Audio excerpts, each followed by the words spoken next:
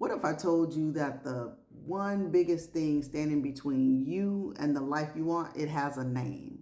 Not a person, not a boss, not an ex, not your childhood, but a voice that lives in your head rent free. And guess what? I named mine Tyrone. Now, if you know anything about Erica Badu, you know who Tyrone is. You know, Tyrone tends to come with some unnecessary nonsense. So whenever that negative voice starts talking, whenever doubt starts like whispering, whenever fear starts trying to run the meeting, I don't just let it speak unchecked anymore. I say, go on, sit down somewhere, Tyrone. We are not on that today. And I'm only half joking because one of the most powerful things that you can do in your life is stop identifying with every thought that enters your mind.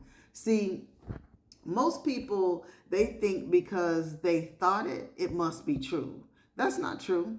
You can think something and it be completely inaccurate. You can think you're going to fail. You can think nobody likes you. You can even think you're too old. You also can think you're not ready. But you can also think too that you're not good enough. And that doesn't make any of it true. It just means that Tyrone showed the heck up. The reason naming that voice is so important is because it creates separation. You know, the moment you realize that negative thought isn't you, you gain power over it instead of saying, I'm a failure. You begin to realize, no, Tyrone is just talking. So instead of saying, I can't do this, you realize, no, Tyrone is scared. Instead of saying, nobody will support me, you realize, no, Tyrone is trying to protect me from disappointment. And once you separate yourself from the thought, you can examine it instead of becoming it. That's where transformation begins, because negative thinking is a pattern, and patterns become habits, and habits become identities, and identities create realities now. And we don't want that. Most people don't realize they've been listening to the same Tyrone for 20 years. The same fears, the same excuses, the same stories, different day.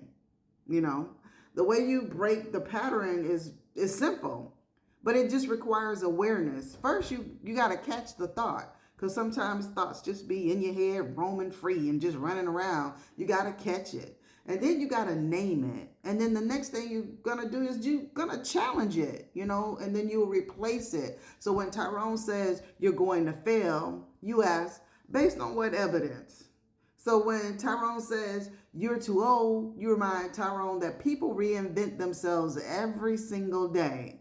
And when Tyrone says nobody cares, you're reminded that your job isn't to make everybody care. Your job is just to show up. You don't fight the thought. You don't suppress the thought. You observe it. Then you choose differently, because every day you're making a decision every single day. And are you going to let Tyrone drive, or are you finally going to take the keys back? That's the question, because the life you're trying to create cannot be built by a voice that is committed to keeping you small. So the next time that negativity shows up, the next time fear starts talking, the next time self-doubt like pulls up and uninvited, like, hey, I'm here, look it dead in the eye and say, go on, sit down somewhere, Tyrone. We got bigger things to do today. And then keep moving, because your future doesn't need Tyrone's permission.